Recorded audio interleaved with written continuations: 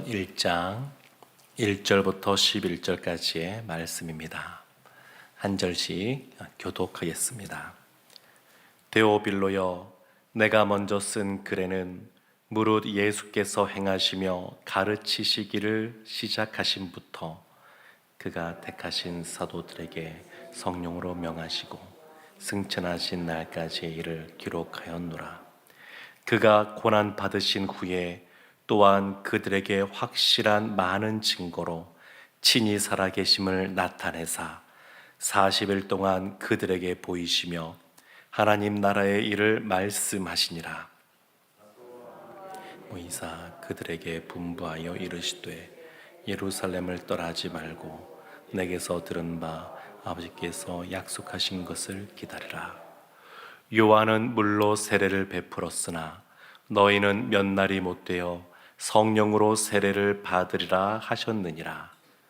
그들이 모였을 때에 예수께 여쭈어 이르되 주께서 이스라엘 나라를 회복하심이 이때니까 하니 이르시되 때와 시기는 아버지께서 자기의 권한에 두셨으니 너희가 알 바 아니요 오직 성령이 너희에게 임하시면 너희가 권능을 받고 예루살렘과 온 유대와 사마리아와 땅끝까지 이르러 내 증인이 되리라 하시니라. 이 말씀을 마치시고 그들이 보는데 올려져 가시니 구름이 그를 가리어 보이지 않게 하더라. 올라가실 때에 제자들이 자세히 하늘을 쳐다보고 있는데 흰옷 입은 두 사람이 그들 곁에 서서 함께 보겠습니다. 이르되 갈릴리 사람들아 어찌하여 서서 하늘을 쳐다보느냐. 너희 가운데서 하늘로 올려지신 이 예수는 하늘로 가심을 본 그대로 오시리라 하였느니라. 아멘. 오늘부터 해서 6월까지 두 달간 본문이 사도행전입니다. 저희도 주일날 요즘에 사도행전 말씀을 시작을 했는데 이 본문이 겹치게 됩니다. 그리고 주일날은 아무래도 좀 더 길게 보게 될 텐데 두 달에 걸쳐서 사도행전을 먼저 이렇게 살펴보는 것은 우리 신앙에 굉장히 유익하다, 저는 그렇게 생각하고 있습니다. 이 사도행전에 대한 첫 시간이니까 이런저런 서론에 대한 이야기들을 해야 되는데 지난 주일날 이것에 대해서 말씀을 드렸기 때문에 또 필요하신 분들은 또 주일날 말씀을 한번 찾아서 보시면 좋을 것 같습니다. 사도행전 1장 1절부터 시작된 이 말씀은 우리가 보았던 것처럼 누가가 데오빌로에게 썼습니다. 그런데 그 예수님께서 먼저 행하신 일을 누가복음에 썼고 그리고 이어지는 사도행전에서 마치 속편처럼 이 사도행전을 기록하고 있습니다. 근데 예수님께서 4절 말씀에 보면 이렇게 말씀하십니다. 예수님께서 사도와 함께 모이사 그들에게 분부하여 이르시되 예루살렘을 떠나지 말고 내게서 들은 바 아버지께서 약속하신 것을 기다리라. 그러니까 떠나지 말고 기다리라 이렇게 말씀하십니다. 그러면서 성령 세례를 너희가 받을 때까지 기다리라 이런 말씀을 하십니다. 근데 이걸 누구에게 지금 말씀하고 있냐면 2절 말씀에 나오는 것처럼 택하신 사도들에게 예수님이 말씀하셨습니다. 4절에서는 사도라고 나오지만 그 사도를 2절에서는 택하신이라고 말합니다. 택하신. 그러니까 하나님 주님께서 택하신 그러한 사람들에게 성령이 임하게 될 것이다 이렇게 말씀하신 겁니다. 그리고 우리가 사도행전 뒤에 보면 나오지만 1장 8절에도 나오지만 성령이 임하시면 권능을 받고 증인의 삶을 살게 되는데 그러면 누가 힘있게 이 증인의 삶을 살 수 있느냐라고 하면 예수님께서 택하신 사람입니다. 택하신 사람. 이것이 1차적입니다. 그러니까 우리가 세상에서 이런저런 내세울 것이 많고 또 배운 것이 많고 누가 보더라도 능력이 있어 보이고 예수님이 그런 사람을 쓰시는 것이 아니라 예수님께서 택하신 사람, 때로는 갈릴리에서 어부 생활했던 그 제자들, 많이 가진 것도 없고 배운 것도 없는 그러한 사람들, 또 사람들로부터 손가락질 받던, 죄인이라고 손가락질 받던 세리들, 이런 사람들을 예수님께서 택하신 겁니다. 택하신 것. 그 사도행전의 이 말씀은 예수님께서 택하신 사람들, 그들에게 성령이 주어지게 되고 그들이 증인의 삶을 이렇게 살게 되는 그러한 역사입니다. 사도행전을 볼 때 가장 중요한 구절을 꼽으라 그러면 사도행전 1장 8절을 꼽을 수가 있습니다. 사도행전 1장 8절의 핵심 구절입니다. 핵심 구절. 그 사도행전 총 28장까지 되어 있는데 이 28장까지를 우리가 해석할 때, 이것을 읽을 때 사도행전 1장 8절 이 말씀을 마치 안경처럼 끼고 그리고 보아야 됩니다. 모든 것을 이해하고 해석해 갈 때 사도행전 1장 8절이 기준이 됩니다. 사도행전 1장 8절은 마치 건물을 지음에 있어서 설계도와 같은 것입니다. 이제 이렇게 건물이 지어질 것이다, 이렇게 설계를 하게 되면 그 다음에 이제 시공이 따르지 않습니까? 실제로 그것이 나타납니다.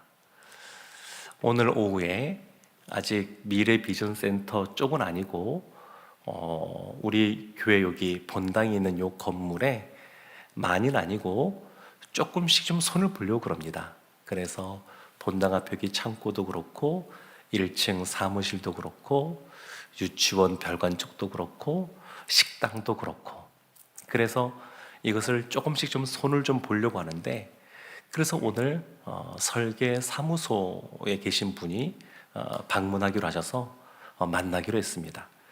그럼 이제 이런저런 하겠죠. 이런 식으로 했으면 좋겠습니다. 이런 것들이 반영되었으면 좋겠습니다. 그러면 그분들이 듣고 설계를 쫙 그리지 않겠습니까? 근데 설계를 아무리 잘 그려도 그걸로 실현되는 것이 아닙니다. 그 설계를 그리고 나면 거기에 맞게 시공업체가 그렇게 공사를 진행을 해야 우리 눈에 보이기에 창고가 이렇게 변했구나, 식당이 이런 식으로 변했구나, 이런 것들을 우리가 알 수 있습니다. 지금 사도행전 1장 8절은 마치 이와 같은 설계 도면 같은 것이고 사도행전을 이해하는 아주 중요한 구절입니다. 또 여기에 보게 되면 내 증인이 되리라 이렇게 말씀하고 있지 않습니까? 내라고 하는 것은 나의, 예수님이 말씀하시는 거니까 예수님을 일컫습니다.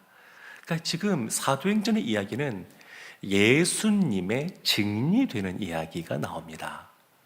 예수님이 하나님의 아들이시다, 예수님이 그리스도이시다, 예수님이 십자가에서 부활하셨다, 이것을 증거하는 증인들의 이야기입니다.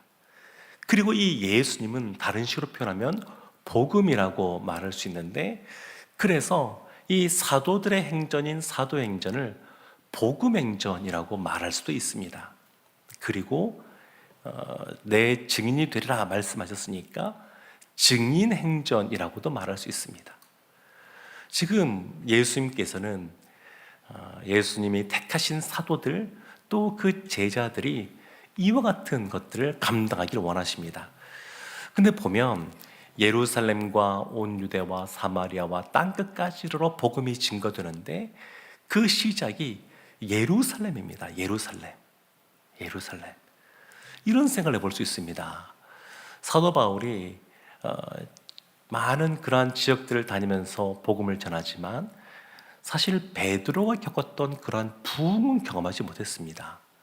베드로가 한번 설교할 때 3,000명, 5,000명이 돌아오는 그러한 역사를 사도 바울은 경험하지를 못했습니다.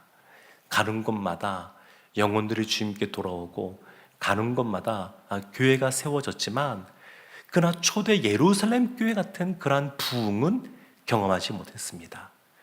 그러면 왜 초대 예루살렘 교회는 하나님이 이와 같이 큰 부흥을 주셨을까? 생각해 보면 사도행전의 말씀은 예루살렘 교회가 중심이 되어서 진행되고 있다는 것을 알 수 있습니다. 중요한 순간순간마다 보면 예루살렘 교회가 등장합니다. 교회의 첫 시작이 예루살렘 교회로부터 시작이 되었고, 그리고 이 예루살렘 교회가 큰 부흥이 있은 다음에 여기에 있는 교회의 성도들이 흩어져서 사마리아에도, 그리고 무명의 그리스도인들이 안디옥을 비롯한 열방 가운데도 복음을 전하는 모습이 나타납니다. 나중에 보면 사도 바울도 1차 전도행을 마치고 어디로 오냐면 예루살렘으로 옵니다. 그 상황을 보고하고 율법과의 관계를 조정하게 됩니다. 그것을 올바르게 또한 또 해석하고 또 적용하게 됩니다. 나중에 로마로 갈 때에도 안디옥에 들린 다음에 로마로 가는 것이 아니라 예루살렘에 들린 다음에 로마로 갑니다. 그러니까 이 예루살렘 교회가 굉장히 중요한 역할을 감당합니다. 그러면 왜 예루살렘 교회가 이와 같은 부흥을 경험하고 또 그 중심을 차지하게 되었느냐? 그것은 하나님이 이 예루살렘 교회가 이 선교에 있어서 모교회가 되게 하는 겁니다. 모체가 되게 하는 겁니다. 그래서 선교가 사마리아와 땅까지 이르러 복음이 전파될 때 그 모체가 되는 교회가 든든해야, 그래야 그 선교도 또 방향성을 잃어버리지 않고 또 힘있게 감당되는 것을 보여주고 있습니다. 우리도 선교에 대해서 늘 관심을 갖고 또 그 일 가운데 우리가 함께하고 있습니다만, 선교가 정말로 생명력 넘치는 그러한 선교로서 자리 잡으려면 모 교회인 우리 교회가 든든하게 서 있어야 됩니다. 그래야 연관된 상황 속에서 그 선교가 힘있게 이루어지게 됩니다. 근데 내 증인이 되리라 라고 말씀하셨으니까 누가 내 증인이 되느냐? 너희라고 말하죠. 그러니까 너희인 이 성도들이라고 말할 수 있는데, 사도들이고 또 교회의 성도라고 말할 수 있는데, 우리가 증인이 되어야 된다는 것이죠. 그래서 여기서 너희라고 하는 사도들, 교회의 성도들이 사도행전의 주체로서 등장하게 됩니다. 증인된 삶을 살아가는 것. 또 하나는 1장 8절 앞부분을 보면 오직 성령이 너에게 임하시면 이렇게 말합니다. 성령이 사실은 이 모든 것의 주체라고 볼 수 있습니다. 그래서 성령 행전이라고도 표현하는데, 이 성령께서 임하셔야 권능을 받고 증인된 삶을 살아갈 수가 있습니다. 사랑하는 성도 여러분, 이번 달에는 이제 이번 달 18일에 있는 그 복음 축제, 이것도 우리가 증인된 삶을 살아가는 그러한 모습을 보이는 그러한 전도 축제라고 할 수 있습니다. 근데 이 일을 감당하려면 무엇보다 성령의 충만함이 우리들 가운데 있어야 됩니다. 하나님이 택하신 사람을 하나님이 사용하시는데 그 택하신 사람에게는 감당할 능력을 주십니다. 그러니까 우리의 어떠한 것을 가지고 쓰는 것이 아니라 하나님이 주시는 능력으로 복음을 전할 수가 있습니다. 오늘 하루 또 보내실 때에 하나님께서 우리를 증인으로 부르셨다는 것을 기억하고, 또 그렇게 살 수 있도록 성령의 충만함을 약속하셨다는 것을 기억하면서 우리가 이 시간에 기도할 때 성령의 충만함을 사모하고 성령의 충만함 속에 증인된 삶을 살아가는 오늘 한 날 되시기를 주님의 이름으로 축원합니다. 아멘. 우리